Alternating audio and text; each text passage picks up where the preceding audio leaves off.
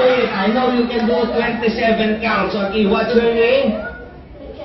Mikael. Clap first for Kuya Mikael. How old are you, Kuya Mikael?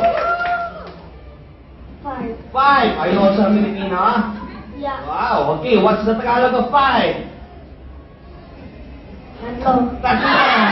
It's not tatlo, it's 5. 5, now you know, Okay, very good. Okay, so Kuya Mikael, okay, he got 26 counts. So this time, to beat him, you have to make 27 counts. Okay, make it louder, everybody. Let's count for Kuya Mikael. Say happy birthday, Amara. Ready, set, go.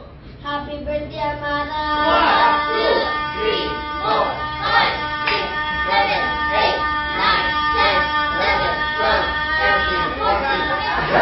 14 counts. But don't worry, because you will receive what a special prize coming from our birthday celebrant, none other than Amara. Okay, this one's for you. No. Sorry, not this one. Okay, so here we go. Wow. Okay. Okay, so here we go. Okay.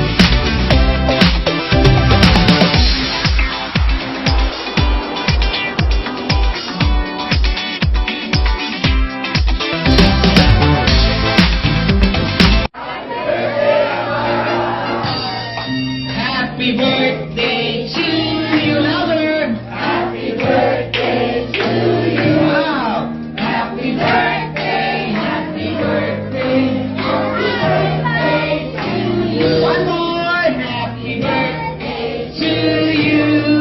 Happy birthday to you. Happy birthday. Happy birthday. Happy birthday to you. Okay, Amara, before you blow your birthday candle, all together, let's count 1 to 3. 1, 2. Ay, sana. Okay, one more. Okay, so all together, let's count 1 to 3. 1, 2, 3. Blow. Flowers for our birthday girl. Okay, guys, stay where you are. Diyan lang po kayo, no? Bago po sit down, because this is the most special part, because right now, we will listen to the wishes of Mommy. A healthy girl, right? How about you, Anne? What's your wish for?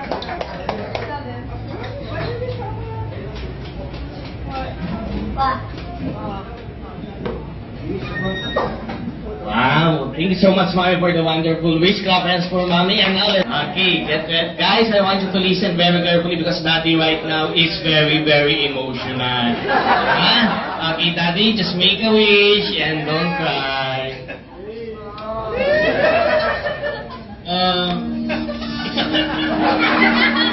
First time kong speech na ganito. Kaya, wala ko sasabihin ko.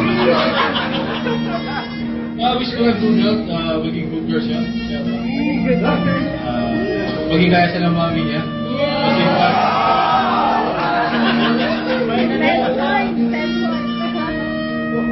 yun lang, be a good girl, will study hard. Wake up early. Yun lang.